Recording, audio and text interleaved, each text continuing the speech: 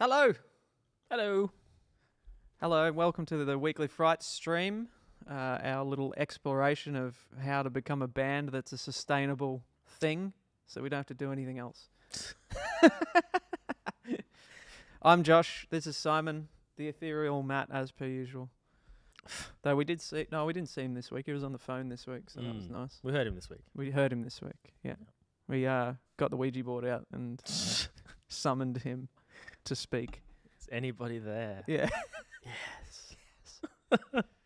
Yeah. So what we do during this stream is kind of we're a band called Frights, and what we do during this stream is kind of go over what we're doing and our process through making this thing work as our primary focus. Yeah, a little bit of documentation, a little bit of exploration, And lots of falling on our faces. Yeah, a lot of falling on our faces. Yeah.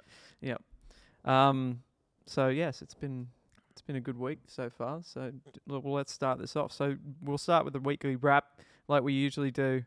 And this week has been about mixing and lyric writing, I think, and talking about our process around finishing shit. Yeah. Yeah. Yeah.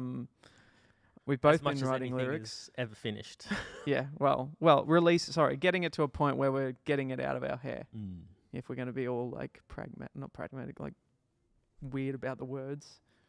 Linguistic. Pedantic? Is that the word you're looking for? Yeah, I know. It's early in the morning. Is it though? It is for me, and I'm tired. And I haven't had enough caffeine. You really are embracing the musician lifestyle of 10:30s early in the morning for you. Well, yeah, I know. I stayed up until like 2 a.m., 3 a.m. writing lyrics two nights ago. Okay, yeah. Because that's the only time I get the space in my mind where everyone's fucked off and left me alone. Mm-hmm. So it is magic that time of night. It is. That's the magical time. That is the magical time. It's just not sustainable. It's just not a sustainable time of night. Not when you have to get up in the morning. So let's start with lyrics and like how that kind of fits into our broader production process. Like we both had some work to do with some lyrics this week on some of the kind of out of cycle songs that we've been working on. And like I certainly had a lot of kind of low confidence-y stuff around just general creative practice this week, which was really a pain in the ass, to be honest. Yeah. Yeah. I ended up doing more work on your lyrics than I did on my lyrics. Well, I think that I took your lyrics and kind of applied them to what I was trying to do. It's like we're collaborating or something. It's funny. Wow. And then I took Ghost Coast lyrics that are on kind of our Cycle 1 song waiting line and zhuzhed them a bit and played with the structure and realised we need another stanza in the second verse or like a pre-chorus kind of thing. And zhuzhed them to a point where we've got like a narrative arc in the song, so which was kind of nice because the structure was already kind of there and the melodies were in my head already, like the hookiness and some of the interesting parts that I thought could be taken further. I could take further because there was already a kind of a structure there to help me find the magic. And that's where your lyrics kind of really helped, or your kind of structure for a completely different song. Which we're calling I've Got Mine at the moment. Probably won't continue to be called that. It'll be called I've Got Mine Song 2. Because it doesn't work in the kind of way that we've written the musical component already for that song. They've gone to very different places. The music's gone one way and the lyrics have gone another. Yeah, I don't think it went too much of a different way. It did, I guess. Fine. It went a different way, but it didn't. Like at least it felt intentional. At least, you know what I mean. Like I think I couldn't, and I'm still struggling to kind of find the angle with the way that the music is in that song versus the idea for the lyrics that we've got. And it's too big, the idea that I had this progression through a certain kind of story arc. And I like. With your version, that's what we've kind of done, is this kind of really almost epic story arc. Well, it's not an epic story arc, but it has an arc to it.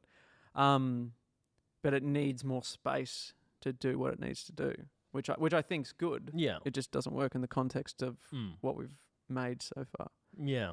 Because we're kind of going backwards with this. Like if we're talking about intention around writing music, we had no real intention for this other than some like really shit scratch lyrics that were done in a Friday Night Lights 2 years ago. So,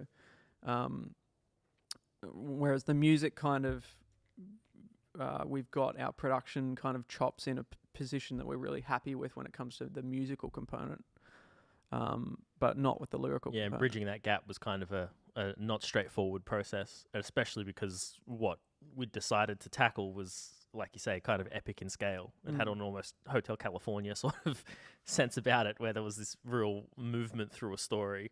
Yeah. Instead of where I think what the musical component has a real kind of triumphant kind of I've made this happen kind of energy to it. Like pride and success and stuff like that. Which maybe wasn't consistent with the story that we were trying to tell around this boxer, basically. Yeah. This pugilist, which I'm glad I ended up using that word in there. So. Oh, did you? I didn't see that part. It's because you didn't fucking read it. Yeah, I know. Why did I need to? Why would I need? I did use the word pugilist, which I was really happy about. Not the most singable word in the world. Yeah, it worked. I kind of sung it to the tune. Like it works because it kind of fits in the way that I've structured it in. Is it's kind of like a list lyric. Oh yeah. So it goes pugilist, blood, something. Like it kind of lists off some things. So it works in that context. Yeah, cool. Because it kind of gets to stand on its own or works as a rhythmic element to kind of differentiate from some of the longer sounding words, because it's a really kind of abrupt word, which works because we're talking about a fighter. So yeah, I mean that's the word. That's what it means, boxer, basically. So anyway, it comes from a Latin root. Oh, here we go. I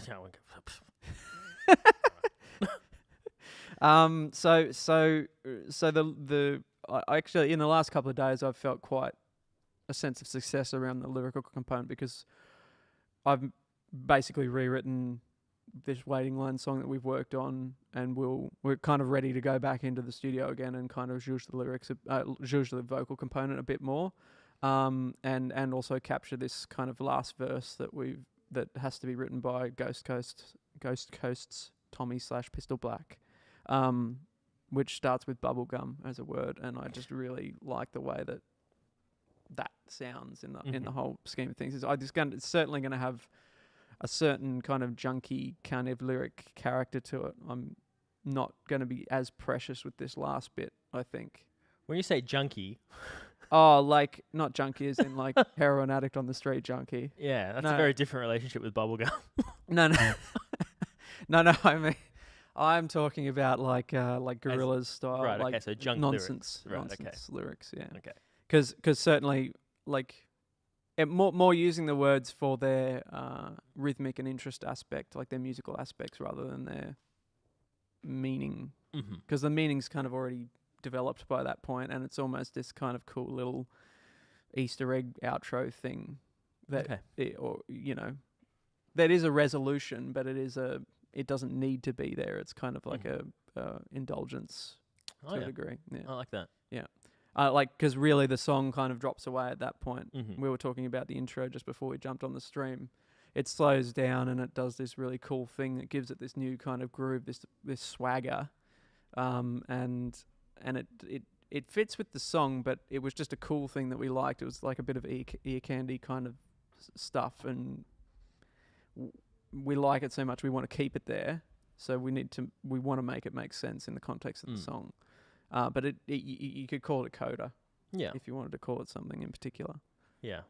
I think that there's room in the song as well, because so for context, this song is effectively like it's a song about being in, like, it's a tough patch in a relationship. Yeah. So we're not like plumbing crazy new territory with it. It's not something that's never been written about before or anything like that. But when we talk about the overall like context setting, narrative art kind of stuff, there's a sense in that lyric, at least in the state that I've seen it in, that the story is like these two were in a relationship or have an existing relationship, and then this is like an aspect that's emerged as like an area of thinking about thinking about the future or like Yeah. because it's a rough patch. What do we do now? Yeah, it's a coming to the table. There's a moment. tension. Yeah. And so at the moment it starts off as it is, like it's in that tension, and then you get to this the outro part, which is slower and like finding a new rhythm. But I think there's room to make That's it more a good way to interesting. think about it. Yeah. Yeah. I think there's a way to make it more interesting sonically if we start in that slower rhythm. Like Yeah, I totally agree. We're in the kind of we're in a space, and now we're ramping up into like we've hit a problem. And it means that when you get back into that space at the end, it's like, they've fallen into the old pattern. What does it, it casts more questions about what that could potentially mean. Like, is it just that they've found equilibrium again, or is it that the same pattern's going to emerge and they haven't actually changed anything, or it makes it more ambiguous, but also more interesting. Yeah. If we start off in that different place. Anyway, we'll see how it pans out. We haven't obviously. No, we haven't done it because built we were the literally just talking about this before. But I think it works in the context of the idea of the song, because there's this idea that I've practiced in relationships before, that where a fight gets a bit hairy, you kind of just pause it and come back later and deal with it, and it kind of feels like it could be like pressing play again on the conflict that you were having before. So it has that kind of, we're coming back into it now. We've just watched a movie and now we have to deal with this problem, Here we go. I mean, to be fair, that's a very mature way of being in a relationship, but and certainly some of the lyrics in the middle of this song kind of suggest that there's some immaturity going on. Yeah. Which I kind of like, to be honest, because, when you're huffy and puffy and pissed at your partner, not that kind of huffy and puffy. Stop double meaning me. Stop innuendoing me. I did nothing. Lies. Like when you nary an eyebrow was raised. I've forgotten what I was going to say. I hope you're happy. Very happy. What was I talking about? I was talking about the huffy and puffy. Huffy and puffy. Yeah, or when you get huffy and puffy in a argument, not in an innuendoic way. My favorite word on the face of the planet, innuendoic. Is it an actual? Have you just made up this word? I don't give a shit if it's real. I'm Shakespeare. Okay, I can make up words. Okay, Willie. You kind of forget the plot a bit. You lose the plot a bit, and you would say things that you wouldn't normally say. So it works in that context, I think. Anyway, even if it was a mature relationship, you'd still run into situations where you'd say something that you're not super stoked with. Anyway, it doesn't matter. That's narrative stuff, and that's kind of what we've been working through with some of these songs, because one of our goals is to, well, not necessarily, like, the main goal is to be intentional, and one of the problems with our lyrics up until now has been that they haven't been intentional, and they've kind of been whatever pours out on the day. And so the kind of challenge that we're facing at the moment is taking effectively what are junk lyrics and turning them into something that actually means something. And that doesn't mean we have to do that. Like, they can be nonsense if we intend it to be nonsense. But that the key word here is intention. And right now, our intention is to focus on producing lyrics that have story arcs. So do you have anything else to say about lyrics? How do you feel about your lyrical escapades this week? Look, I understand that for me it's going to be an ongoing developing practice for a long time. He's very modest about this. He writes pretty well, to be honest. Yeah, but I don't feel good about that. Yeah, I guess that's the same way as I feel with it as well. I feel much more capable as a someone who come like an editor role sort of thing, like coming into something that someone else has started and moving that into a sharper place. Do you feel like you did that with the stuff that I sent through this week? Like, I wrote that absolutely. One stanza and then you kind of took it and built this whole thing out. Yeah. I'm much more comfortable in that space. I think when I've got the blank page, for me it becomes a different process. If I've got my editor hat on, it's about I'm interpreting your intention and where you want to take it and bridging the gap. And I don't know that I'm necessarily great at doing that in my own head yet. So there's just more to do. There's more development that needs to happen. I think we're off to a good start, though. I think, like, I certainly had this feeling kind of similar to what you were talking about earlier in the week about looking at these lyrics and going, fucking hell, I haven't written anything for a couple of years when it comes to this. Like, I'm good at writing short things, but I'm not really good at writing longer things. Yeah, the other trouble I've been having in that same sort of vein is that what I like when I listen to music, and this is the same thing we spoke about last week, is I've got this taste and ability gap. Yeah. What I like when I listen to music is often really interesting rhythmic stuff, but when I'm writing, I can't simultaneously hear the interesting stuff and write to it. I haven't got a good sense of being able to do both those things at the same time. Mm-hmm. So what ends up happening is what I write feels very stiff. It's all the same, same number of syllables per line. It's 4 lines, and then like it's these blocks. Yeah, I mean, which are not interesting. Well, and I don't know how to get it. Like I just haven't figured out how to get from A to B there. But I will. Yeah, you will. I know that I will. I think like the stuff that you sent me originally. Let me compare, because I think this is a good thing to do. Let me just bring it up real quick, just to compare the difference between what you sent me and then what I sent back. Effectively, hold on.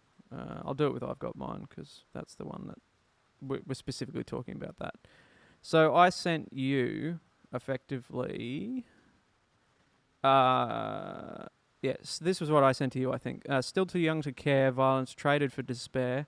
They took a kid and made him famous for rearranging strangers' faces, which is the lyric that you originally wrote. Yeah, but I just pulled that out of nowhere. They took a kid and made him famous for rearranging. With Black and Blues, he's paid his dues to keep the ghosts at bay. That was what I sent to you. Yeah, and I felt like that was very, like, a lot of it felt very over the top. Well, it was. That trading violence for despair. I read that and was like, that is so over the top as to be almost cringy in my mind. I mean, it is. They're first draft lyrics. Neither here nor there, really. But anyway, that's just to give you some context about what I was thinking when I read that. Yeah, and then you came back with this really great kind of structure, which is quite big, to be honest. You had like verse 1, verse 2, pre-chorus, chorus, verse 3, pre-chorus, chorus, verse 4, pre-chorus, and then a coda, which is a huge song, which I actually kind of like the idea of doing, because like Mark Kozelek does these really long songs that are kind of the basically stories written and then just put to music. They're kind of like the old way of doing arias and stuff like that would have happened, in classical music, turn of 1900s and earlier kind of stuff, where you take poetry and set it to music. It very much has that length to it, which I like, but let me find, like, I'll just read the first 2 verses because that's contextual to what. Well, I think if memory serves, the first verse I hadn't even finished. Like, it was 2. No. Well, I'll read it. Like, so just for context, what you put was verse 1, allure of violence, and this is where the narrative arc comes in. Allure of violence, martial arts as an escape from a bad situation and outlet for anger. And then verse 2, rise to prominence. Though he was doing the right thing and making the most, thought he was doing the right thing and making the most of his potential, the character, that is. And this is what you sent back. I'm not going to read the whole song, but just these 2 verses. There's better ways to spend your rage. Showed how bright the lights could be. Pointed and said, "Good men like these." And then you had another little idea. It's convenient how they never mention that the path to hell is paved with good intention. And then in verse 2, you got that line, they took a kid and made you famous for rearranging strangers' faces. You had the whole world in your hand, did you have to squeeze it in your fist? And I kind of liked that sentiment of, like, not really being able to deal with that amount of pressure. Yeah.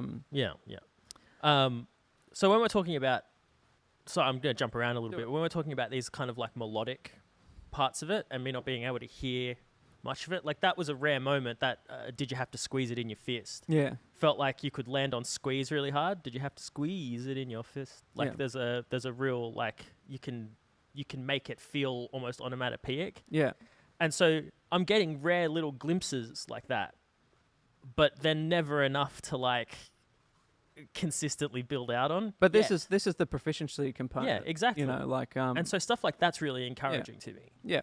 But I don't think I could have gotten there without having a stepping stone. Yeah, and same with what I wrote after that. So then I took your lyrics, and tried to kind of consolidate them into the idea of the song that we already had. Well, not the song that we already had, but the music we already had, which is quite, like I said, it's like a boxer who's, like the kind of thought around it is the music has this kind of really triumphant, it's not I've succeeded, it's I'm determined. Yeah. And I'm looking back now, I know that I can do this kind of energy. That's the way that the music is for me, if we're talking about universal language stuff. So trying to get to that point is the whole point of this song. And maybe this is like a prequel song. Maybe it's a before I've got mine. That's a good idea. I'm going to get mine. I'm going to get mine. Anyway, but like, because this is definitely like the lead up to that particular moment. So like, I want to take away this idea and actually build on the back of that. It might be that I've got mine is actually the coda to this song. You know what I mean? Rather than like I was saying. Anyway, so this is what I did. Because I really liked the idea of this discovery component. This took a kid and made him famous thing. So I went back from that and took your idea about rage, because like there's this, I guess, this thing that happens when people discover talent. They go like, oh, there's a bit, they'll kind of convince you that there's a way of applying this skill that you've got. And in this case, the skill of this boxer is to punch people out, the rage. So that was where I got this idea from. There's better ways to spend your rage. Champions aren't meant to be backstage. Oh, nice. Yeah. Convenient, they never mention that the path to hell is paved with good intention. Yeah. Yeah, I like that. Yeah, so that's the first verse. And then it goes into, they took a kid and made him famous for rearranging strangers' faces, shown how bright the lights could be, and escape for me, for free for me, or for me for free, or for, well, that's where I'm at. Okay. With that one. Well, that line needs work, but yeah. But it does need work, but I wasn't quite sure where to take it there. Yeah, cool.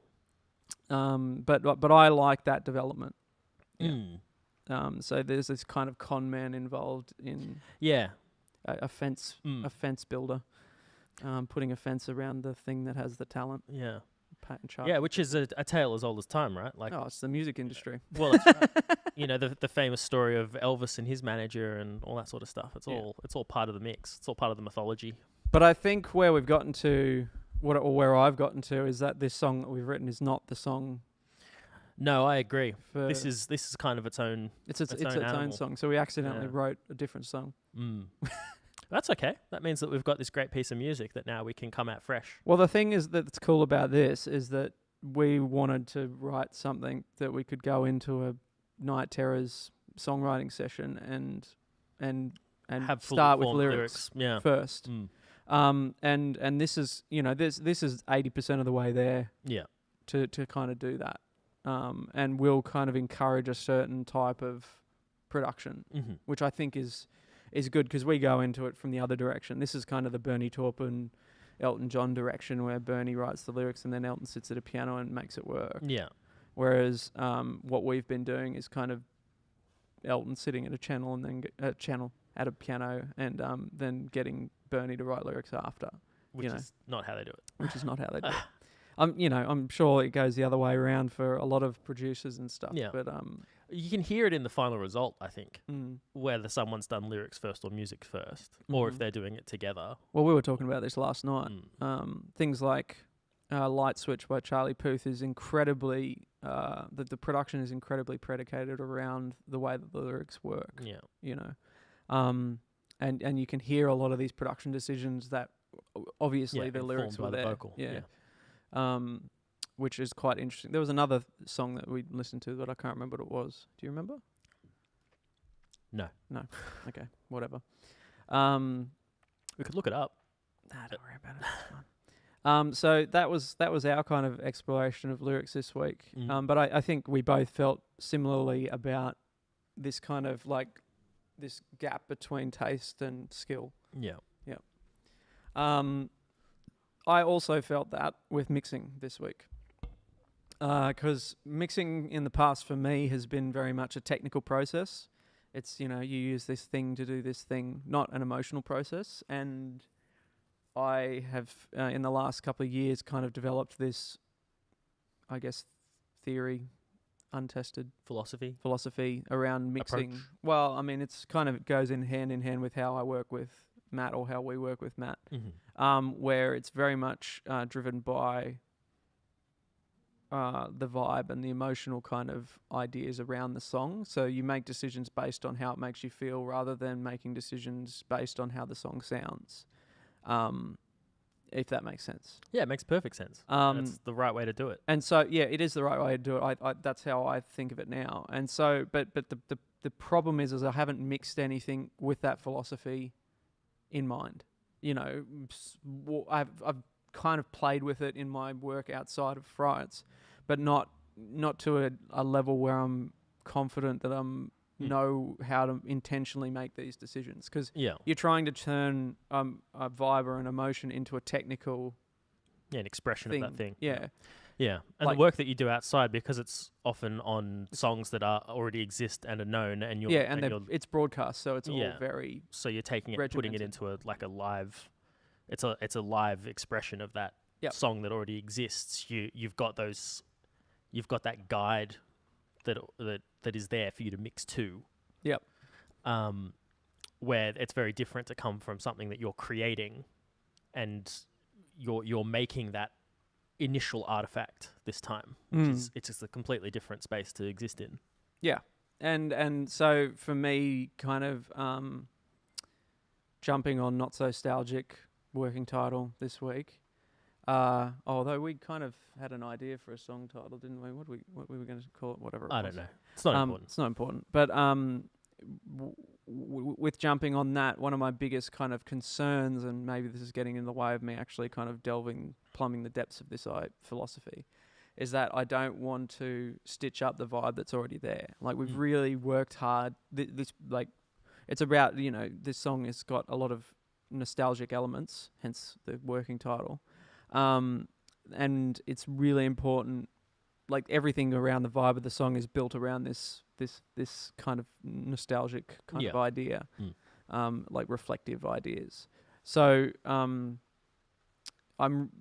with where the mix is at the moment, where the production mix is at, before I kind of am starting to zhuzh it, it's already in a pretty good place, which is a good place to start in the grand scheme of things.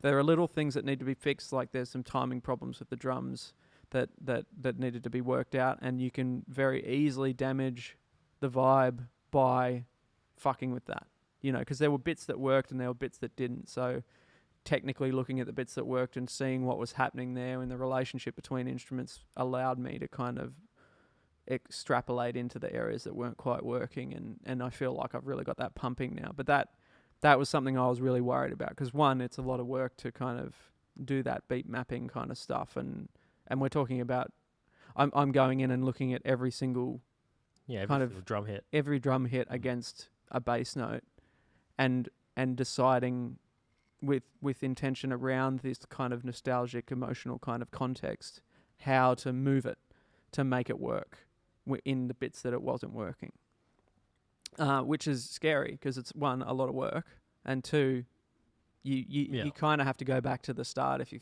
fuck it up. Yeah, it's very easy to spend 2 hours and then go, well, that was a waste of time. That didn't work. Yeah. Start again. Though I think the way that I went at it,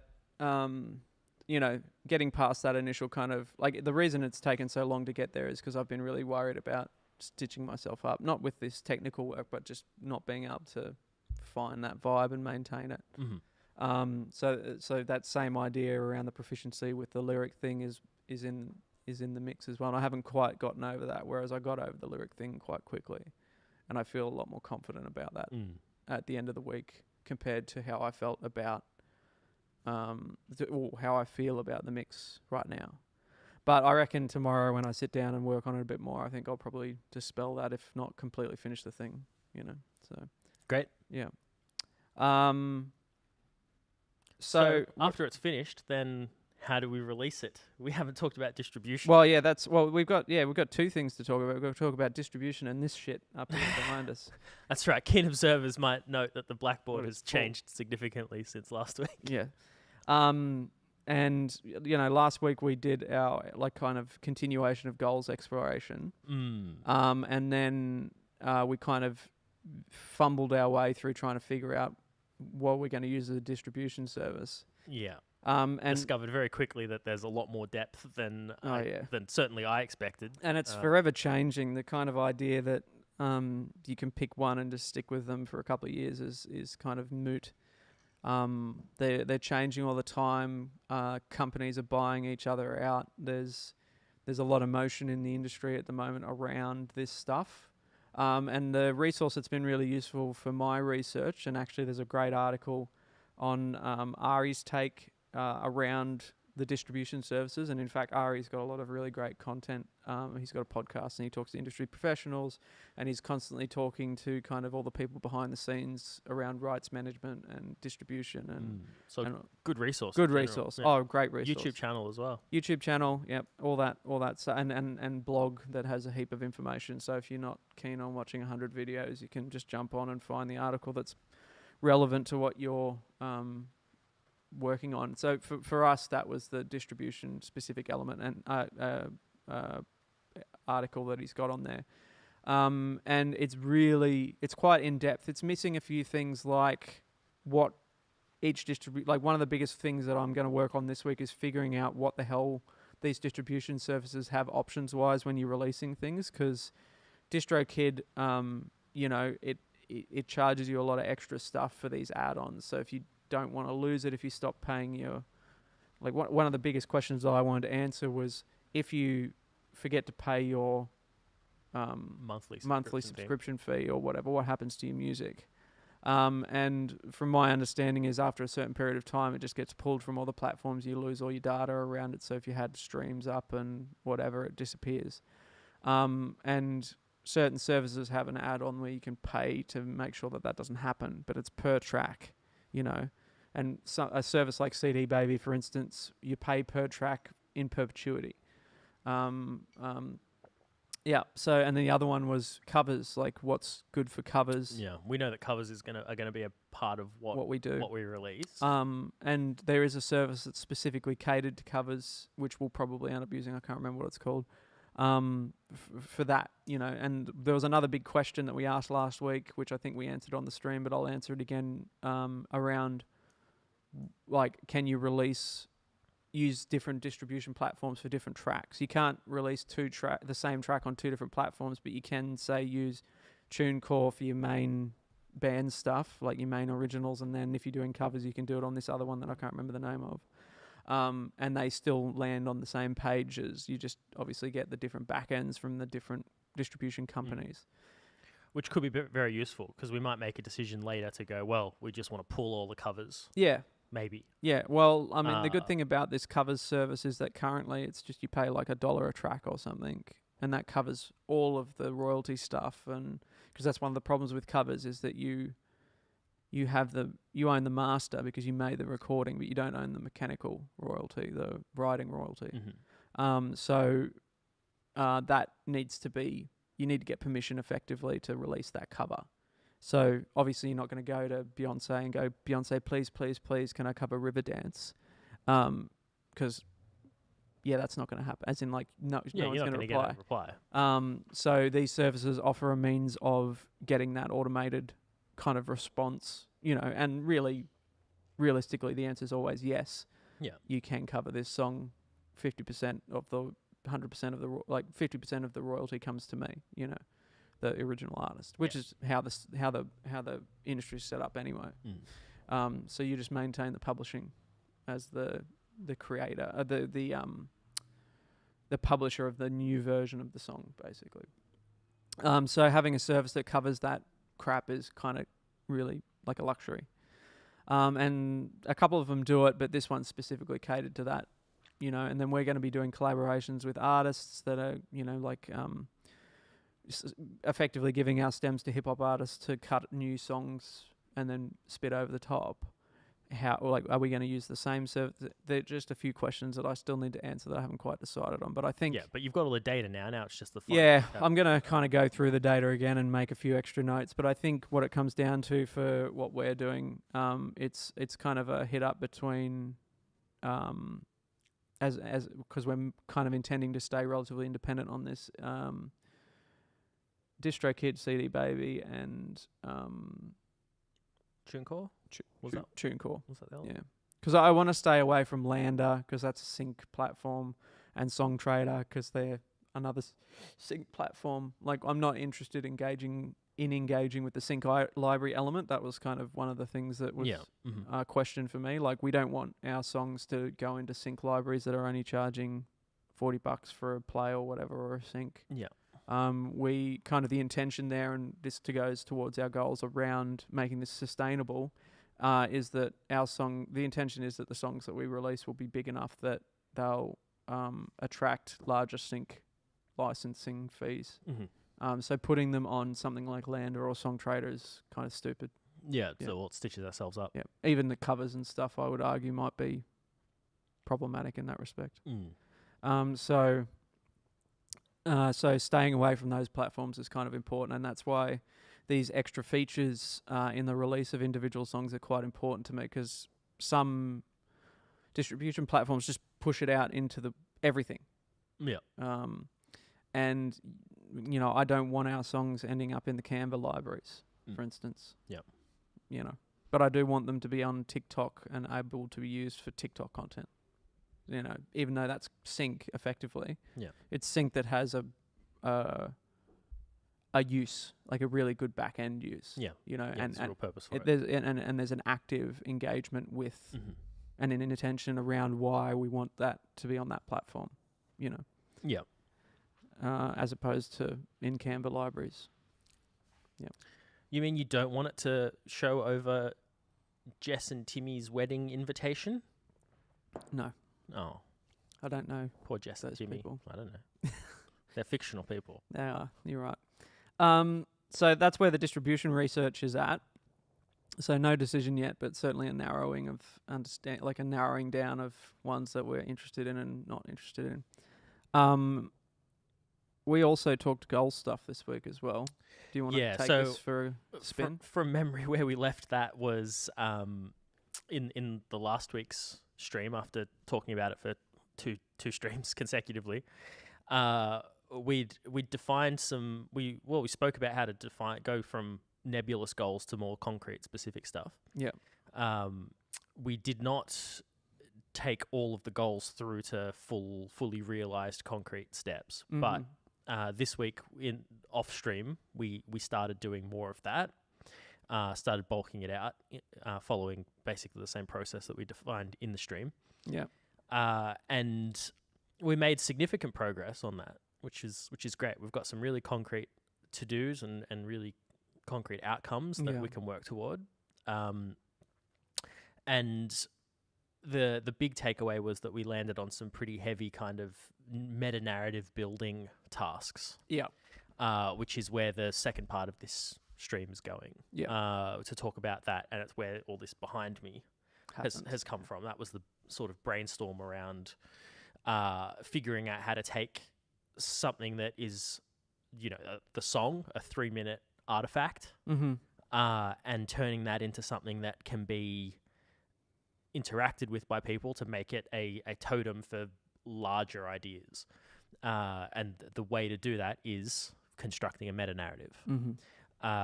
It's not some automatic thing that happens unless you're extremely lucky.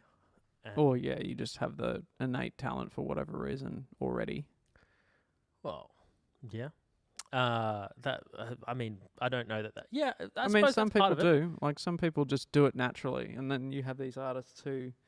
Yeah, but when you say do it naturally, I mean it's still full of these components of things that they've done around building a community, around whatever. Like, yeah, but what I'm saying is, for some people it comes naturally, and for some people it's like banging your head against a very big hard rock. Yeah, sure. That makes no sense. Yeah, and it's not talking to you because it's a fucking rock. But you've banged your head on it a few times, and maybe it will start talking. Yeah, it'll start talking because now it has biological material to turn. Oh, that's into interesting. Useful. I was thinking more that you've given yourself a brain injury. that works. That works too. Well, I mean, if a rock's talking to you, I think you could probably pretty much safely say that you've got a brain injury at that point. There you go. Maybe. I've never had a rock talk to me. Has a rock talk to you? No. Oh, there you go. No. There you go. And I'm pretty crazy. So Sure. Anyway, go on. that's very off topic. It is. I feel bad that we've laughed at brain injuries. You should. I do. That's what I just. Yeah. Anyway. Good. So, if you don't laugh, you cry. That's right.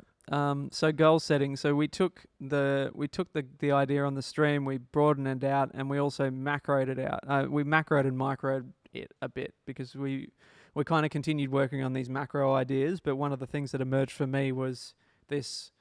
Some of what we did on the stream last week was very much predicated to a first release. Yeah, that's right. So a micro goal effectively within that larger macro context of we want to, like I guess the macro context was that exploration we did where we were like, oh, this is more important than this and blah, blah, blah, blah. Yeah, it's not important to us to tour, for But example. But having macro goals around that is important. But what we ended up doing was kind of refining it. Well, for me anyway, it ended up refining down into these more micro goals, which is the intention. Yeah, it's that how do you eat an elephant thing. Yeah. You've got to break it down into bite-sized chunks. Yeah. Which to me also becomes a little bit overwhelming, particularly when you end up with like 17 to-do lists. Of these those smaller goals. But I think in the way that we've been approaching it, it hasn't gotten to that inverted commas yet, or in brackets yet. Yeah. Yeah. But I think it should be fun.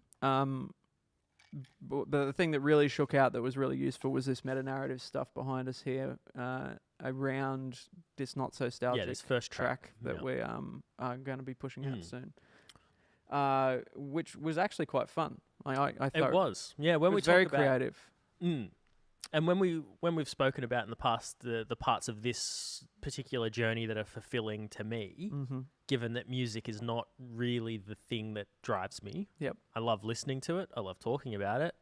I don't have any particular feelings about making it. Yeah. But this part, I do have very strong feelings about making it. I thoroughly enjoyed it. Yeah. Yeah. And I hope that it also gave you some takeaways about the fact that it can be systematic and it doesn't have to be this kind of Well, I know nebulous that because I hang out with you. Yeah, but you've also never done it before. Whereas this sort of thing in a marketing context, for example, happens all the time. Yep.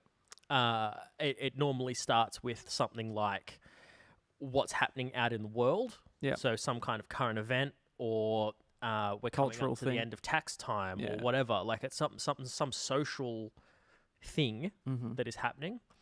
And then how does that affect the customer base? Yep. And bridging the two, right? Using some kind of story to bridge the two. That's how it exists in marketing. Yeah. For something like a financial services company. But the exact same thing is true in music. It's just the different inputs and outputs. It's your customer base is your audience. Yep. Which is two different words for the same thing, realistically. Yep. But one feels a lot less scary. Well, not that it's scary. It's that to go, I'm a musician and everyone who streams my song on a streaming service is a customer feels very cynical. It's true. Yeah. But there's something about using the word audience that makes it feel a bit more squishy and, you're someone who's performing to someone else rather than being a door-to-door But salesman. I guess this is the thing that we are constantly talking about having to deal with in the work that we do with artists, is that this is something that gets in the way of us being able to, this kind of, this coldness in markets. Yeah, some of the terminology. The terminology is that it certainly kind of turns people off actually wanting to engage with the ideas, and that needs to be nipped in the butt pretty quickly if you want to have a sustainable career as a creative. And is what we spent a lot of our time on with artists instead of actually doing the music, which is probably there's an argument to be made, but that should be the balance. If you only have a certain amount of time and you had to pick one thing, like gun to your head, this or that one. Yeah, that is absolutely. You have to pick the marketing component. Yeah. If your goal is to have a sustained career. I would say so. Yeah. Yeah. If you're someone who's happy. If you want a hobby. Yeah. Then you pick the other one. Pick the other one. Yeah. Absolutely. I reckon. That's a cuttable moment, by the way. I'm going to write that down. Go on, carry on while I write this down. Anyway, speaking of being cynical about stuff, we got to make the YouTube Shorts content. Well, we've been talking about it for weeks. Yeah, well, that's true. We And get we haven't clipped anything. We get too into it. Yeah. Yeah. That's one clipping right there. Mm. Very good. Well done. One in the bag. Well done, guy. Well done. Goal achieved. Yeah. But the point is, right? I think personally that the meta narrative part is absolutely more important than the song. Yep.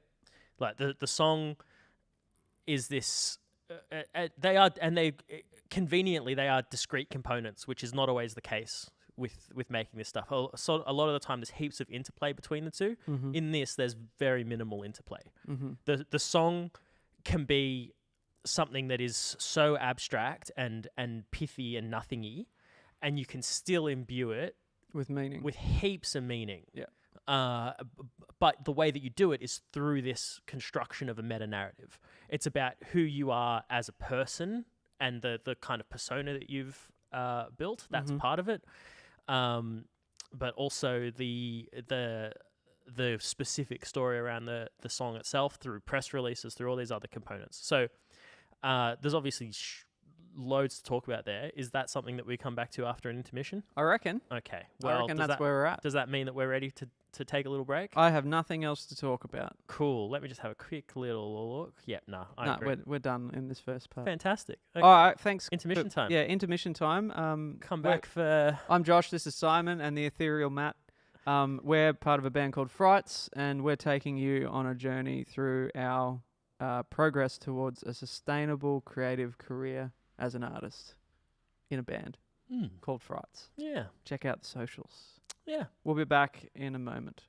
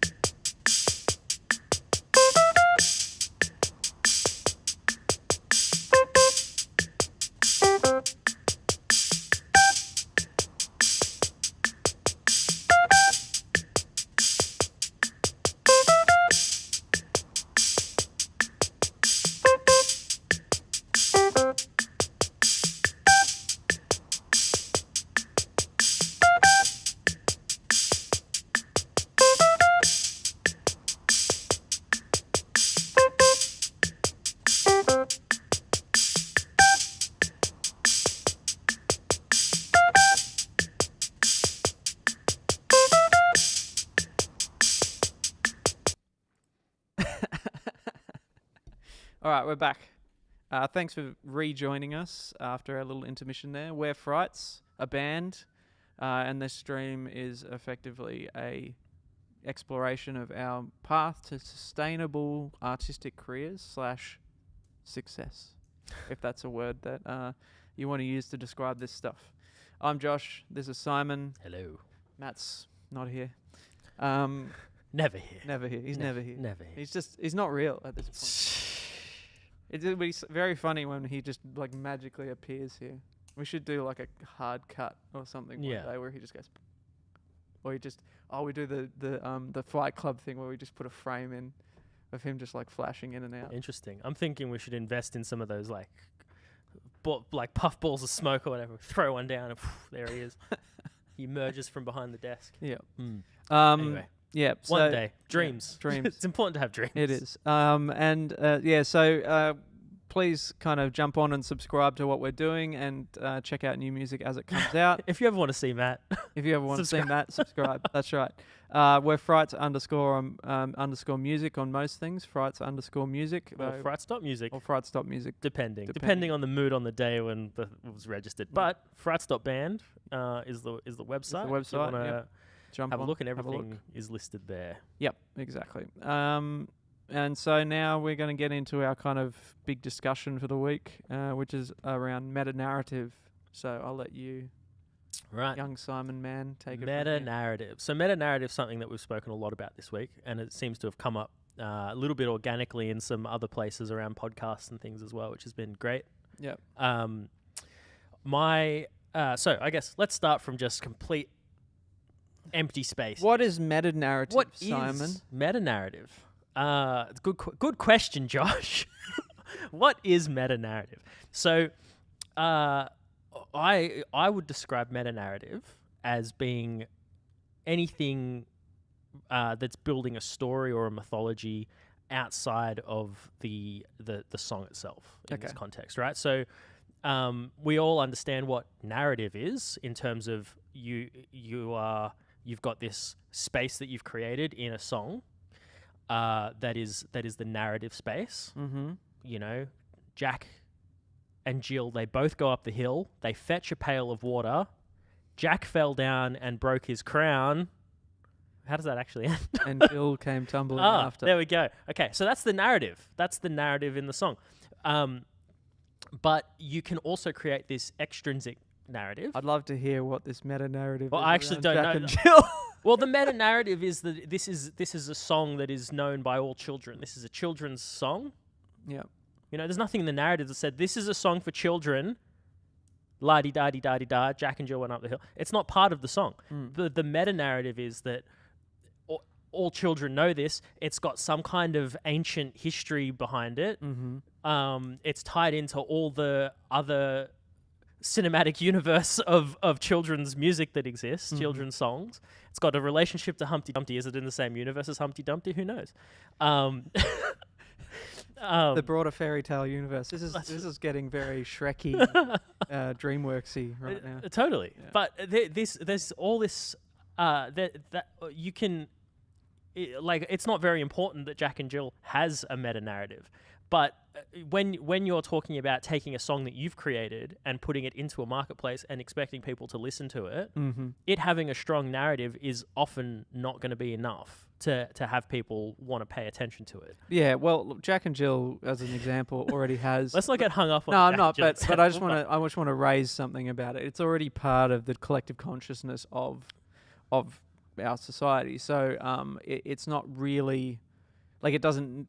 It already has meta narrative in that respect.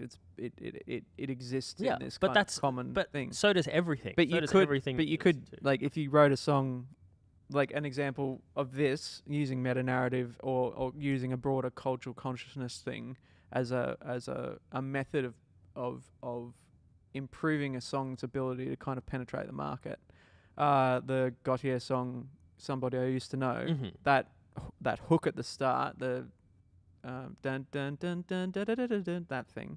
That's Bar Black Sheep, readily admitted by Wally DeBacker that he used that melody to push that song. Like he didn't make a big deal of it in the media unless someone asked him about it, and then he'd have a sly grin on his face because he did it on purpose. But yeah, but when something sounds familiar enough that like you have this moment of, oh, I feel like I already know this song, like that's completely a conscious choice that's been made. Not quite meta-narrative in this case, but an example of where you can use these broader cultural kind of things to help push your song. Yeah, it functions the same way in terms of you're creating a link to something else. Yeah. Right? That's the goal of a meta narrative campaign, I suppose. Yeah. For lack of a better word. The thinking is, I would encourage everyone to think this way, that you've got the song is this discrete little object, a totem. Yep. And the job of every time you talk about the song, every time you encourage other people to talk about the song, you're creating this kind of this link around it that allows the song to be a totem for a larger idea. And so that linking up is the job of the meta narrative, this outer bubble. So that when people, and you hear this happen all the time, you hear it happen when a radio DJ announces, back announces a song. When a friend tells you about a song, hey, did you hear it? These guys did this amazing thing, and have a listen to it. You know, it's almost like this little sneaky thing because it sets the context. It puts people in an emotional space, and they know that they're going to receive this particular thing, or they're expecting to receive this thing, and then it either comes through as it overshoots that, and oh wow, you know, now it's representative of this thing, or it usurps that and makes them think, oh, I thought I was going to feel this way, but now I'm actually feeling this different way, and that's really interesting, and it's given me a new angle to consider that concept from. Yeah, and then I guess at that point, the people who are commentating on this meta-narrative then start reading into it, or the listener or the audience starts reading into it how they interpret the meta-narrative against the song as well, right? There's like an extension of the ideas. Yeah, well, this stuff can go as deep as it's possible to go. So this is when people, you look at certain fan communities, like the Taylor Swift fan community will happily read for hidden clues and whatever in her music and in the things that are being put out, the other marketing collateral that's put out around her music. So this stuff becomes layered very, very quickly. So what are some examples? Like, can we kind of talk about some current examples of meta-narrative that exist? Well, one of my favorite ones is absolutely not current, but talking about... Well, when I say current, I mean demonstrated examples. So Queen, there's a story of Queen. In fact, there's multiple stories around Queen. They've created this mythology around themselves in lots of different ways. So Brian May's guitar, you know, I think it's something about a fireplace. Is the name of the guitar? Do you know? Have you heard about this at all? No, I know. So I don't know enough about it. One of the, I think it might even be the guitar that's used on just about every Queen recording that Brian May plays is this guitar that he built with his father they built it when he was a kid, and the body of the guitar was cut out of the mantelpiece of a fireplace. Cool. Very cool. I've recorded Queen. Right? Have you? That's fun. Yeah. Just want to throw that in there. The post Freddie Queen. Post Freddie Queen, yeah. But anyway, so that guitar is this special totemic item, right? Yeah. It ties the idea of Queen back to this whole lineage of this person's childhood. Yeah. I guess in a way, Willie Nelson's guitars are similar, with the one that he uses all the time. I mean, it's been with him his whole life and just gets repaired every now and then. Yeah. So these things it gives you something outside of the music to grab onto. There's another story about Queen, which is the one I was actually wanting to talk about, which is about in a recording session, they wanted this particular sound, and the way they chose to get it was to hoist an amp halfway up in the air, have a microphone, and as it was playing, they were swinging the amp back and forth. Yeah. To create this kind of slight Doppler effect. Yeah. Now, that speaks to this crazy visionary view of, the sound needs to be so specific and this is the way to do it. They could have swung the microphone and got the exact same effect. Yeah. But the drama Not of... exact, but that's the point. How would it not be exact? You're changing the relationship between... The difference would be is that you're changing the relation. So with the amp swinging, you're changing the relationship of the sound source to the room. Oh, okay. Yeah. So the room affects the sound. Fine. Yeah. So the nodes would move, which means the quality of the sound would change as the amp moves. Whereas if you move the mic, the sound source is interacting in the room in one way and the mic is moving through that sonic space. But is its relation... Okay, fine.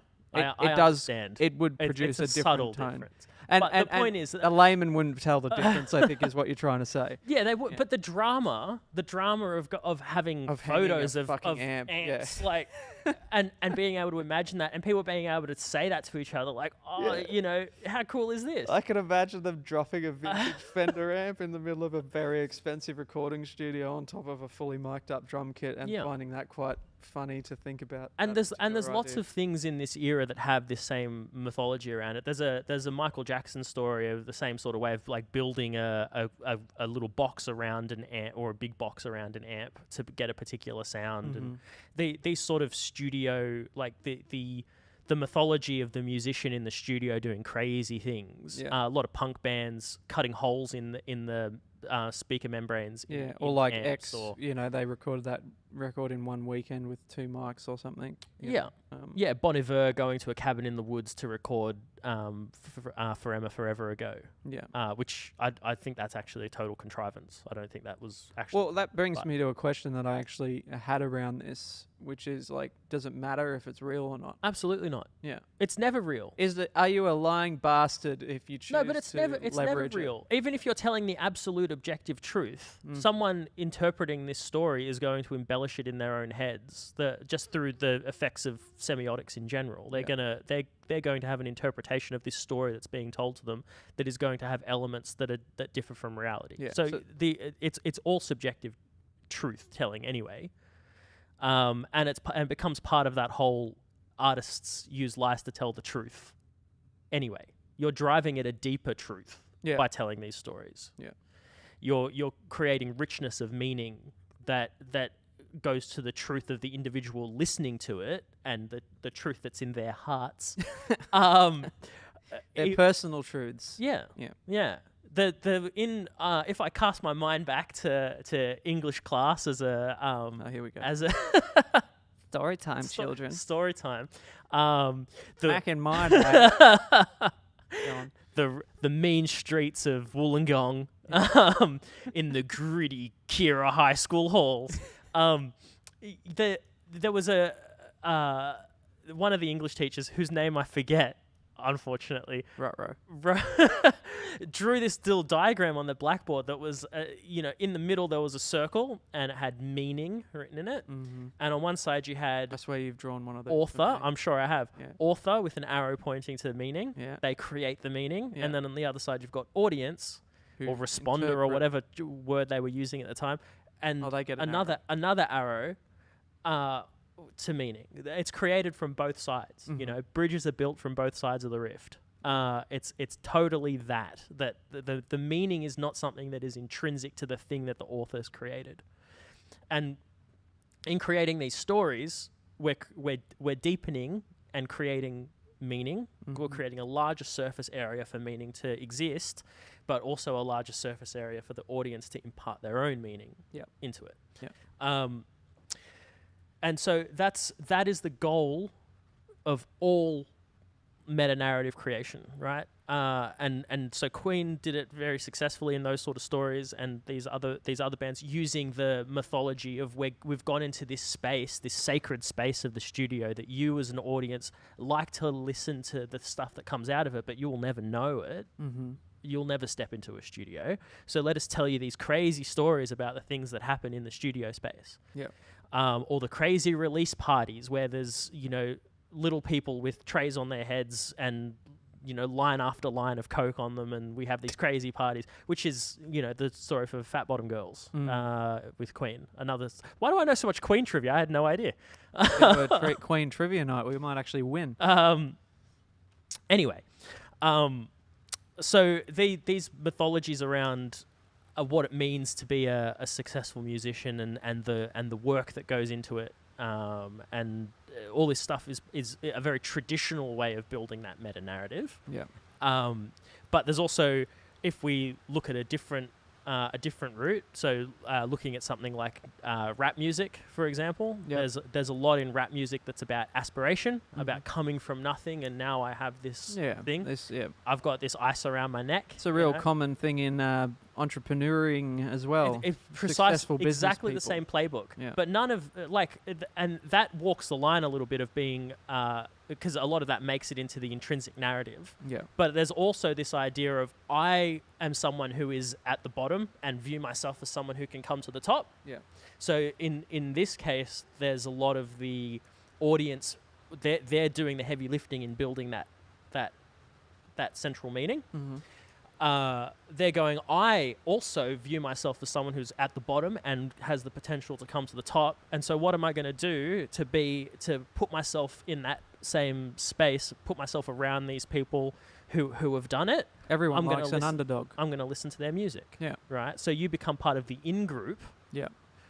By being someone who listens to that music. Yeah. There's nothing stopping you from being someone who's into rock music, or being someone who's into R&B or whatever, but you want to be part of that in group. Yeah. So you imbue your life with that meaning by choosing those totems that are emblematic of that, right? So when because I think just within this kind of idea of creating a story around or a mythology around what you're doing, I feel like there's this feeling among people who are looking to engage in creative careers, and there's, for some people, and me included, there's this kind of hesitancy to embellish or what I was talking about before, bullshit around, make up bullshit around the thing that you've done.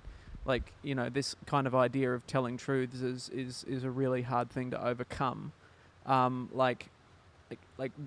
I guess the only real way to kind of do it is to do it right, to actually get out there and create the meaning from your side of things. I guess you don't have to bullshit, really. You can.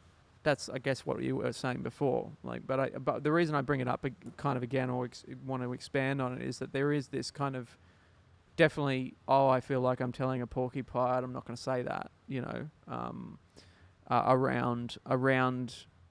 Making up these, not making up these stories, but generating this meta narrative. Yeah, well, again, when you're putting yourself out into the world, as when you're putting that artist hat on and saying that I'm an artist who creates art, that's always going to be interpreted. This public persona that you've created is separate from yourself. Yep, it's not you. Yeah. You are someone. That character is probably not going to vacuum the floor of your apartment. That character is not going to be. Do the washing up. Yeah, that character doesn't do those things. Yeah, that character is doing much more interesting things than that. You're already making choices to curate what you're putting out into the world, and not. So it's about making deeper versions, more intentional versions of those choices. You're already curating it. The day where you're sick eating chicken soup on the couch is not going to make it onto the album, probably. Oh, it might do. Yeah, it could. You could probably make really smart choices about highlighting those parts of life that everyone experiences. Yeah. But most people won't. Yeah. And most people will be making the right choice not to, because there's a very limited surface area there. Yeah. Yeah, the self-deprecation thing is not, a great way of selling oneself or showing the worst side of yourself. Well, that's right, because people aren't aspiring to that. No, there's no dream there. No, nothing to. No, it can make a really, I guess, compelling backdrop to a story. Yeah, But it's not. If that's all that it is, then it's a problem. Like, you know, you look at. I'm going to admit something here. I've never seen 8 Mile, the movie. But my understanding is I've that never like seen there's a chunk. Well, that's interesting. There's a chunk of that is about like things are really shit right now. Yeah. But it doesn't stay there. You know, There's a growth. it's not the story of I grew up in a trailer park and I continue to live in a trailer park. That's Trailer Park And- Boys. That's a different one. Yeah. Anyway, Probably so- should watch that. There's a lot of because I work in music. I don't really consume those kinds of cinema. Like I have not watched the Elton John movie. I haven't watched Rhapsody. I don't watch that shit because it's like, why? Why would I do that? Anyway, Yeah. I feel like I've drifted quite a long Go way on. from your point. But when you're someone like so coming back to this Bon Iver thing, right? So Bon Iver releases this album forever ago, and it's an assumed name. Mm-hmm. Bon Iver obviously sounds like a person's name, sounds like some kind of bon vivant who's out there. It's the name of a Lord Byron type. Oh, it definitely has a Lord Byron vibe to it, doesn't it? Yeah. So here's this person, and the story is, this album's come out. It sounds really sweet and rich and deep, and it sounds. You can hear the fact that this person has recorded this. Justin Vernon. Justin Vernon. That's right. But the story is that this person, Bon Iver, goes out into the forest in the cabin and records this album because they've just had their heart broken. So they've retreated from society, and they've gone to the cabin and they've had a retreat, and as part of putting their heart back together from the million pieces it was shattered into, they've created this piece of art, this artifact that then goes back out into the world. Yep. Now, whether that happened or not is kind of immaterial. It happened to the character. Yeah. You know, and even if you're using your real name as the character, the thing that you're putting out into the It's world still a character. is a character. So The same way that people curate their lives on Instagram and whatever, as soon as people are having ideas about you, they're not having ideas about you. They're having ideas about the character of you. So this kind of meta-narrative idea suddenly becomes more like I'm developing a kind of new perspective on this as we're talking about it. This meta-narrative thing becomes effectively a kind of hyper-reality kind of thing. 100%. You know? And in the true sense of like the Baudrillardian sense of hyper-reality, you are creating the map before the territory. Yeah. Like you are sorry. the semiotic education's coming out here. Yeah, I think you should do it. This is all clippable. He's going crazy. He's going crazy, man. with the clips. But so, for context, I believe, don't quote me here, but 1987, Jean Baudrillard writes this essay called Simulacra and Simulation, or Simulation and Simulacra this even. is the Matrix one, isn't it? That's right. And so all this work ends up coming out of it, and it's further informed by a load of other academics beforehand. But this incredible cultural theory essay drops from the mind of Jean Baudrillard, and there's this idea in it of in a hyper realistic context. We create the map before we create the territory. Whereas in all parts of history before, you have the territory and then you create the map. So even things with like language, for example, language exists as something that we speak between ourselves, and then the dictionary comes along and it looks at that and it maps it, right? Yeah. Or I've created this machine. I've prototyped it. Oh, look, it works. And now I'm going to document the finished thing. Even when you're drawing a plan of it, you're still like, it's still tied to this realistic thing that's going to happen. But as soon as things like computers start getting involved, you're creating these whole little worlds that exist that are just completely virtual. And so as a way to start thinking about that, that's where this hyper-realistic context comes from. And this underpins ideas around postmodernism and whatever, which is way too big to go into in this stream. But we are now totally living in postmodern contexts in all realms of life, just about. And so, when you're curating your personality through a postmodernist lens, it's totally, you know, you are in this space where it's all fiction anyway. Is that where I like just from your opinion, like with this feeling that I have this emotional kind of reaction to this idea of making this shit up? Is that where this conflict is? Is that like someone like me who grew up through the evolution of computers coming into the home, and this kind of idea of putting your best foot out in the world, and then you keep all this stuff hidden, this bad stuff, you present the best version of yourself, whatever. You know, like, is that where the conflict is, do you think, for artists, even more younger artists who effectively were born with iPads in their hands, like this kind of dissonance between the presentation of a hyper reality narrative kind of thing versus the real world? Like, is that where, like, is that these postmodernist ideas, or the way that the society is now, is that where the conflict is happening? Because we haven't had this chance to develop these ideas kind of as a society, or like an emotional society. Yeah, I don't think it's. I think it's more complex than that in general. Yeah, I was realizing it was a bit more complex as I was trying to nut it out. Yeah, there's a lot of nuance, especially once you start getting like emotionality involved. Which, you know, we are as artists. Well, that's right. Well, just as humans, we're emotional creatures. You'd hope. Barring the psychopaths among us.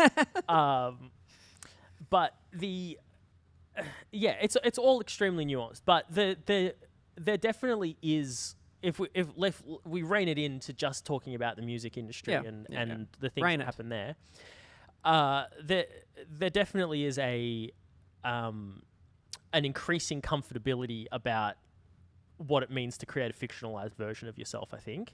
And as individuals, there's always there's always going to be people who become obsessed with authenticity and think that a very particular flavor of authenticity is the only way in which to be authentic. That becomes has a lot of friction with these other ideas. Maybe that's where the friction is for me. Yeah. Because I think knowing what I know about you, ideas around authenticity are very important to you. But it's not all. There's an infinite number of ways to be authentic, and they're not all created equal, and they're not all the right tool for exactly the right moment. Do you think like the word authenticity is a lot like the word success, and it's defined by absolutely. the individual? Yeah. Or should be defined by the individual, I think, is more to the point. Yeah, because you can tell a very authentic story that has no relationship to your life experience and has no relationship to how you feel about a particular thing. Yeah.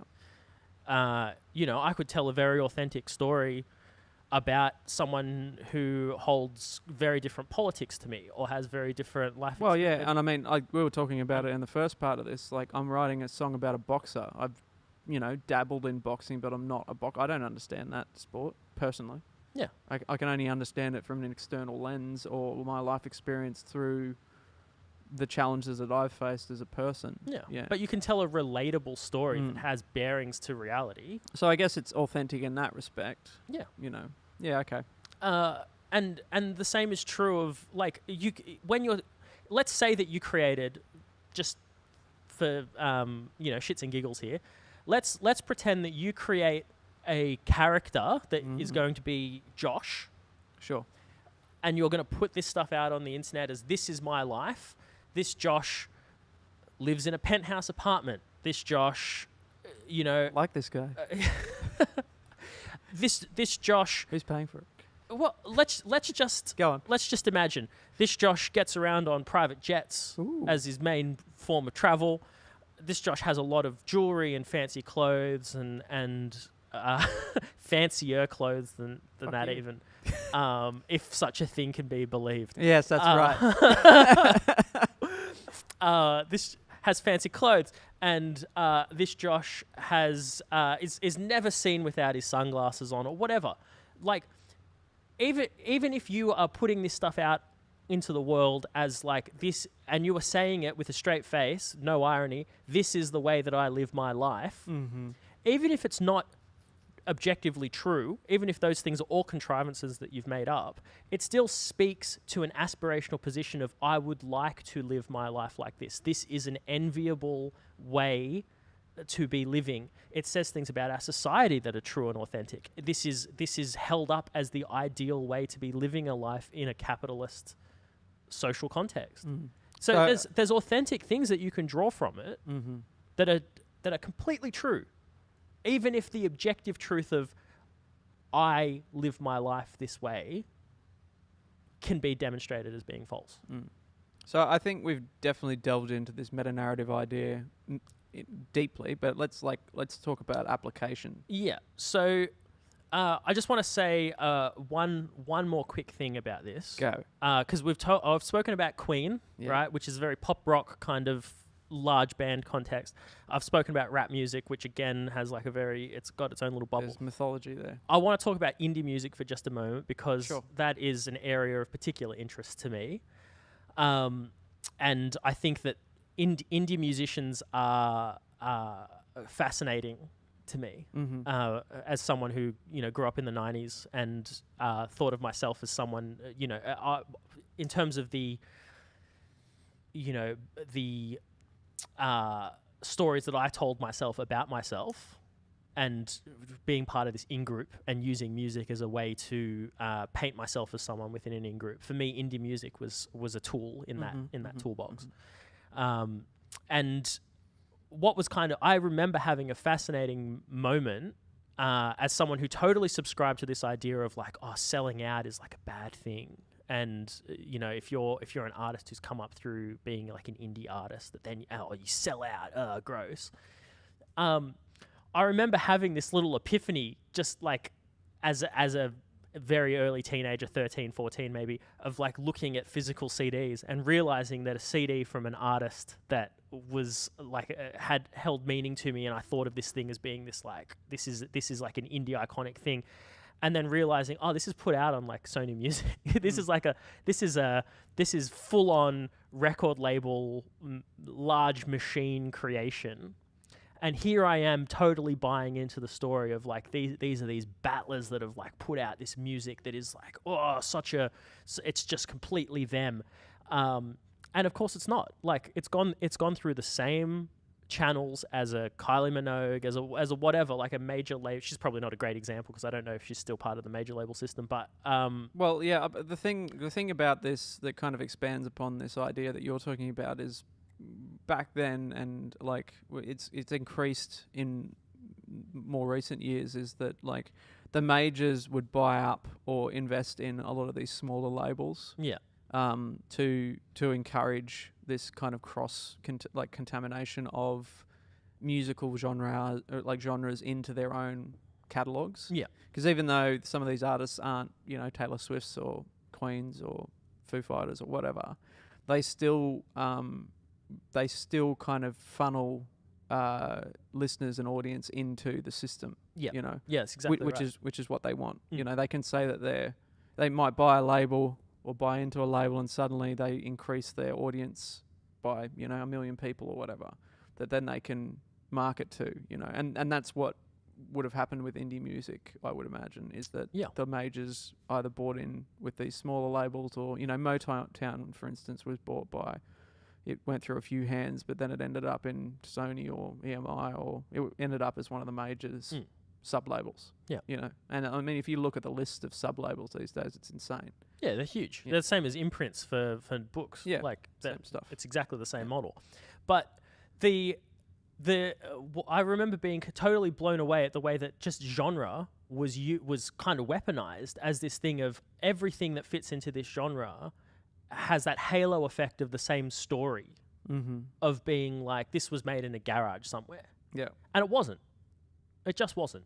You should read that book that I keep talking about that's on your list. The one, what is it, Seven Tales of the Music Industry. Oh, sure. That goes into some of these ideas. It's so interesting. Yeah. And it's been done for a long time. To redeem this stuff a little bit, like even if none of that's authentic, right?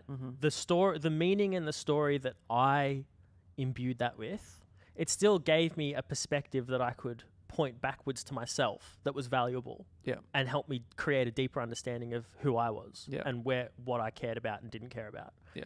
So, on one hand, it's a problem. On the other hand, it was very helpful. Yeah. So, I guess I got to say thank you to them for the lies, because it helped me plumb a deeper understanding about myself through these meta-narrative contexts. Yeah. And make friendships and things as well, and give me even a second layer of narrative to talk about when I spoke to friends about this stuff. Yeah. And that, of course, all colors the music, and it becomes this circular deepening of things that we care about. So now I just wanted to play a little clip here from an episode of New York Times Popcast this week, one of my favorite podcasts. This is a this is a clip about Dua Lipa's new album, which has the conversation on the internet has been that this album is a flop, even though it numerically is not a flop. But there's this story that's emerged about it being a flop. And I think it's kind of fascinating how that's come to be. And so they were just talking about this very briefly. So we'll just play the clip. We've talked about this. You need meta-narrative. And the lack of meta-narrative, both in the music of this, but also in the rollout of this album. What is this album about? It's called Radical Optimism. It's about like being in a good mood. No, but it's sort of about a breakup. Yeah, and coming out of it, sure, but it's not. Wait, can we listen to? But there's like, there's no story of this album. So unfortunately, in the long lead up, Grammys performance, single, music video teasers, in the long rollout of this album, the meta narrative became Dua Lipa is flopping because there was nothing in real time, yes. But even before it happened, yes. Because there was nothing else. There was no story to tell here. Like there was no story to tell musically, no jokes to make. And there was nobody knows what this album or Dua Lipa is about. And so I think that kind of tells the whole story. So that was from, what was the podcast that was from? That was New York Times Popcast. Yep. And the, it really speaks to, even if you're someone who people care about and have relationships to your existing music, if you're not constantly telling the story or telling a new angle on a story that is extrinsic to your music, just saying I'm putting out new music is not enough. Well, it's not even anything. It's really. nothing. Yeah. Even if you're someone who has a history of crafting successful pop songs that have a large audience, the intrinsic stories in your music are not enough. Yeah. And if you do that, the interpretation is going to be, this person doesn't know what they're doing. There is no meaning here for me. This is crap. This is crap. This is crap. Yeah. So the music as an artifact, as a totem, like, yes, there are things in that. There are things musically in it. There are things lyrically in it that are very, very important for people to be able to get their teeth into and be able to sing and be able to dance to and be able to play at barbecue so that it becomes totemic of their summer that year or whatever. Like, that's important. But it's also, to get it to that spot, it needs to have this other component. There's a whole other room that it has to exist in. So in the case of this particular example, the Dua Lipa example, is the meta narrative theirs? That's the first question. Like, it's a flop narrative? Is that a contrivance of the label? No. So this is something that's emerged because there was a vacuum. Okay. So there's an audience that exists that was listening out and waiting for new music and saying, feed me, feed me, feed me. Yep. But when they were fed, they only got half the meal, and so they made up the other half. And the other half was, there's nothing here. Shit. It must be garbage. They don't care about it. Okay. They haven't put any effort into creating the meta narrative. Well, that answers my other question. So- Then well, my other question was, well, in that case, has she shot herself in the foot? And the answer is yes, but not in the way that I was asking the question. Because I was going to ask the question in the context of if she's made up this meta narrative about it being a flop as part of that story. Yeah. Then I mean, is she I said- shooting herself in the foot, but I said no very confidently. It actually, like, I'm actually not as confident that Now. that it wasn't a contrived. Well, not so Well, much it's- now. it's- Just I hadn't thought about it. well, it's from- hard. It's hard to know these days because I mean, we had that example last week. Speaking of something that happened around meta narrative in Australia around ballpark music and Lime Cordiale, and what Oh my what God. I would argue is an incredibly shit execution around of a meta narrative. Yeah, I mean, because it was supposed to be jokey. So for context here, two well-known Australian bands, Ballpark Music and Lime Cordiale, decided that they were going to put on a little bit of fake beef. And it was a very, like, it walked the line between a jokey presentation and, like, is there a nugget of truth here? Have these two just gone off the rails and decided to suddenly be jerks? Which in my experience with ballpark music, they're like some of the nicest people on the face of the planet. Yeah, so to see them have their angry faces on was a little bit strange. Weird, yeah. But and then of course it comes out as like, oh no, we're doing a tour together. We were just joking, we were just yanking your chain. But it didn't feel funny enough at any point to warrant that execution, apart from pointing at the Drake Kendrick Lamar thing and going like, oh, I mean, beef is popular, and beef is back. beef is back. Yeah, call us Beef Industry of Australia. We'll make you an ad. Sam Kekovich not required. We'll make you one that's better than the lamb ad. Was it lamb or pork, the recent one? Yeah, I mean, lamb is Sam Kekovich. I don't know if that's what you're talking about. The one where the land splits up. And Yeah, then that's joins back for in. lamb. That's Yeah. Wow, we're deep in the weeds in an Australian cultural We are. consciousness here now. Yeah. But we're chucking in Auntie Donna. Mhm. We'll just go with Australian references deep. Yeah. And if you follow along, great. If you don't, also great. Yeah. Well, it's still an example, even though the ballpark music thing is an Australian reference. It does connect to international events in that the rap yeah. beef. And thing so there's this trying to connect the stuff, but maybe it was just they'd planned it It a just week wasn't a good week too execution. early or Yeah. whatever, and it felt confused and muddled, and I really tuned out very quickly, which is unfortunate because I really want But to like. some everything people they do beef really well in a meta narrative context. Like we've talked about Oliver Tree a lot in the past couple of eps, but like he is incredibly good at creating these Yeah. effectively bullshit stories around wanting Yeah, to punch on with his band. getting arrested or Yeah. whatever, like Well, I getting mean, arrested for scooting around. every single Adelaide. show, him and his bandmates have a faux fight where they're actually throwing punches at each other, and it's incredibly entertaining but totally contrived. Yeah. Like, to the point where when I saw him a couple of years ago here in Sydney, there was a point where he came out on stage and said, "Oh, I feel really sick. I almost didn't do the show."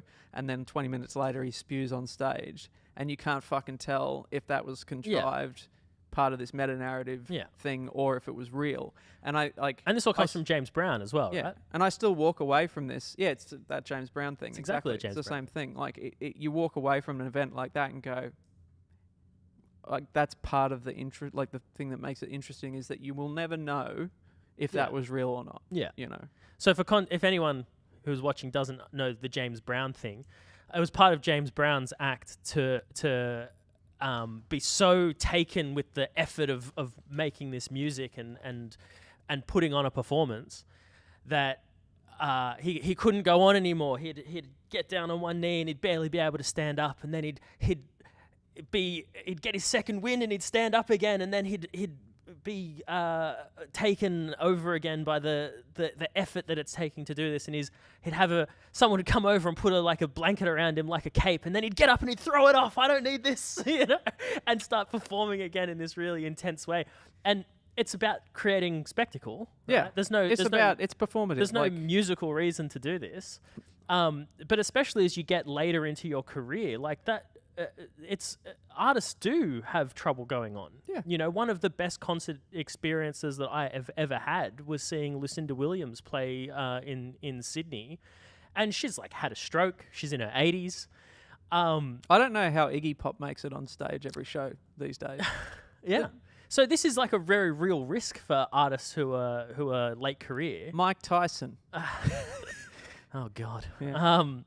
Go on. So to go, well, what's an angle on this that I can take that speaks to, so people can tell these stories about me, and people are gonna, there's gonna be a non-ironic interpretation.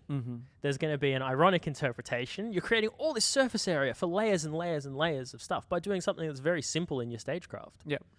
And so that sort of stuff is, it's part of the reason for their success. There's no two ways about it. Yeah. And there's a million ways that you can create this meta narrative stuff, whether it's through press releases, whether it's through videos, performance videos that you put out, whether it's through film clips that you put out, all this stuff that's extrinsic to the song itself. They're very traditional methods. Yeah. And I mean, I just wanted to say we've got about 7-8 minutes to kind of wrap this up. But, Okay. you know, like the next question I had was like application of these ideas, which you kind of started working into anyway, which was like the ones that you just mentioned are very traditional methods for making, like building this narrative. Like we've talked about some stuff around this song that we're working on as well, but like application of meta narrative, like what does that look like? So first of all, I think that an intentional construction of what that meta narrative is going to be is important, and effectively it exists on a couple of levels, because it can exist in relationship to the song. Yep. It can also exist in relationship to an album. It can exist in relationship to you as an artist. Or across all three. I would expect that a lot of times when we're talking about it being a construction, it's come from a process of going, well, what does the song sound like? Yep. What are the themes that are involved here? And then how can we expand that one or two steps further through these other methods? So in the case of what we're talking about behind us here, that's exactly the process that we went through, right? So we went, what's the themes in the song, which is conveniently exactly behind where I am. But we've got these things around moving on, mourning, growing up, how the world Moving used away to from be. home, You've got this kind of nostalgic thing that's built into it. Yep. And then there's all these other so we went in all these different directions, right? So where are places that this exists, that these feelings exist? Well, you know, the departures gate of an airport is somewhere where this stuff exists. Is there a story to be told about? You know, do you go full fiction and go, I wrote this song on a plane? Yep. And so you can tell a completely fictional story, or we can go, well, there's all these meta narrative things that we can go across. You know, things like cottagecore is a thing that exists, an aesthetic that exists out in the world. Do we tie it to an aesthetic? Do we? You know, you could put together a way of constructing a meta narrative around this. Could be as simple as we reach out to a lot of Instagram folks who do cottagecore stuff, and we ask them. We say, we wrote a song that feels like cottagecore. Would you consider putting this against one of your reels? And that creates a surface area for there to be an association between an aesthetic and a song that's been made. This is a Tame Impala, Glass Beams approach. You know, we tie ourselves so heavily to an aesthetic that everyone who is associated with that aesthetic now has a musical accompaniment to go along with the visual that they are comfortable in. Yeah. So you've created a totem. Your music is a totem for that sphere of existence. Yeah. Right. It really is that there's, as you are probably coming to understand here, there is so many different approaches and ways to do this. 1,000 ways to skin a cat, as they say. Incredibly. Just don't do that as part of your narrative. Well, please don't. Songs for vets. Yeah. I don't think vets skin cats. Taxonomists. Very niche. Extremely niche. This is the taxonomy song. Taxidermy. Taxonomy is something. That's different. Yeah. Taxidermy. Taxidermy song. So in our case here, what we landed on was we have an actual story to be telling about ourselves, about this journey that we're going on, right? So we're one of the meta-narrative things that came up and related to a theme in the song is this idea of optimism versus reality. Mm-hmm. That's part of it. And chasing dreams.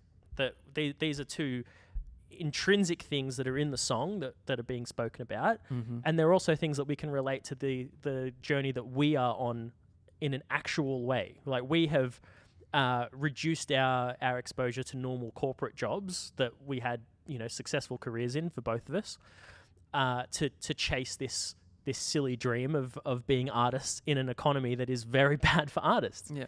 So there's a very clear ways that ties into optimism versus reality, as well as this chasing dreams thing. So that gives us lots of surface area to be effectively, if we wrote a press release or did a radio interview or appeared on a podcast or whatever. Podcast, you say? Other people's podcasts with an actual audience where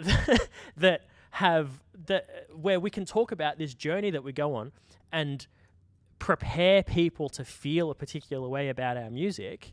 And then this is the first thing they hear. They're going to go, yeah, this is the music that of course is made by people who chase their dreams and take big risks and don't hold back and whatever else.